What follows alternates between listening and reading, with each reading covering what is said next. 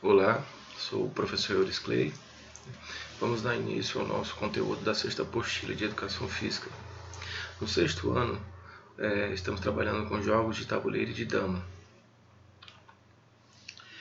Jogos de tabuleiro. Os jogos de tabuleiro utilizam de uma superfície plana e pré-marcada, com desenhos ou marcações de acordo com as regras envolvidas em cada jogo específico. Os jogos podem ter por base estratégia pura ou então sorte. Por exemplo, na rolagem de dados, ou em uma mistura dos dois. Né?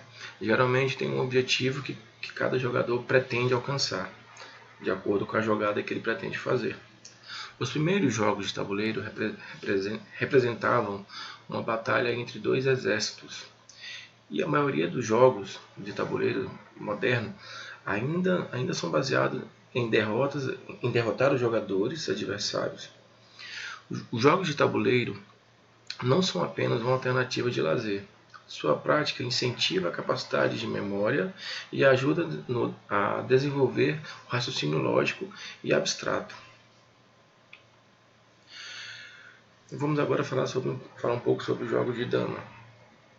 Os jogos de dama pratica-se entre dois jogadores, num tabuleiro quadrado de 64 casas, alternadamente claras e escuras, dispondo de 12 peças brancas e 12 peças pretas. O objetivo é capturar ou imobilizar as peças do adversário. O jogador que conseguir capturar todas as peças do inimigo ganha a partida. Esse esporte estimula pelo menos 5 capacidades do desenvolvimento cognitivo. Quais são elas? Raciocinar nas buscas dos meios adequados para alcançar o objetivo, ou seja, formar estratégias, né, para poder ganhar do adversário. Organizar uma variedade de elementos para uma finalidade, ou seja, você vai organizar uma variedade de jogadas diferentes para tentar almejar a vitória. Imaginar concretamente situações futuras, próximas, ou seja, além de você armar sua estratégia de jogo, você também tem que prever, imaginar o que o adversário está prevendo e com isso você tentar sair daquela situação. Prever as prováveis consequências dos atos próprios e alheios, ou seja, você vai no decorrer do jogo você vai prever as suas situações de jogo e sempre de olho às jogadas do adversário. E por último, tomar decisões vinculadas à resolução de problemas, ou seja, todas as suas decisões, né, você vai vincular, ou seja, vai associar ao problema que o adversário está tendo para poder armar a jogada dele. Continuando aqui. O jogo de dama. Como que é o modo de preparação do jogo de dama?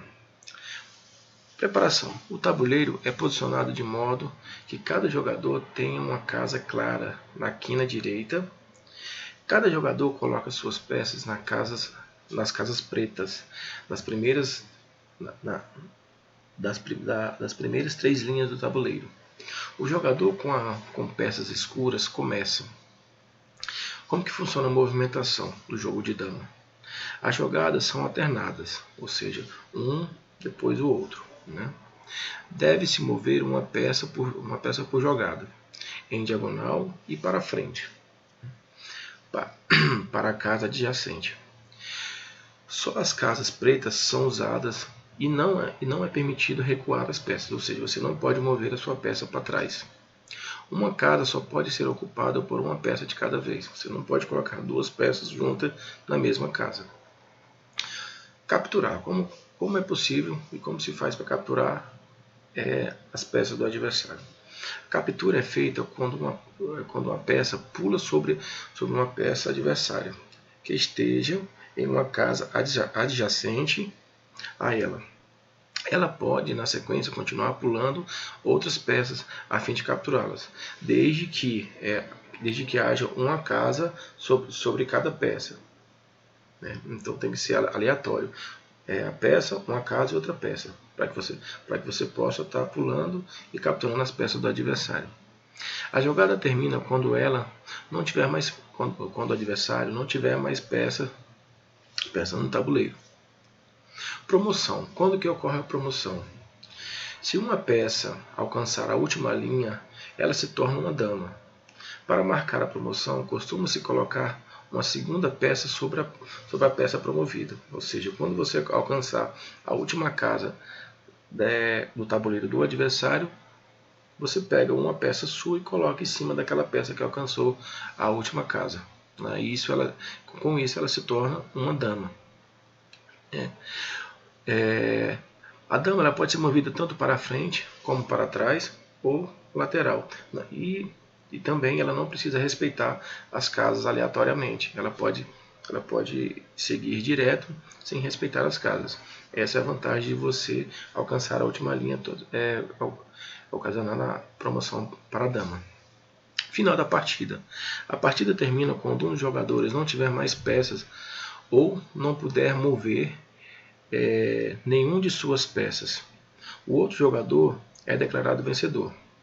Também termina por abandono de um dos jogadores, sendo que não tem mais condições de vencer. Quando o jogador ele vê que ele não tem mais jogadas, que ele está encurralado ou não tem para onde ele mais mexer, o jogador adversário pode desistir e, consequentemente, você é considerado o vencedor da partida. É possível haver empate também. Né? Há casos nos jogos de dama que há empate. Nesse caso, tendo acordo entre os jogadores, né, dá-se empate e retorna-se a partida novamente para tentar ver quem é o vencedor da partida. Dentro desse conteúdo, né, elaboramos algumas atividades. Né?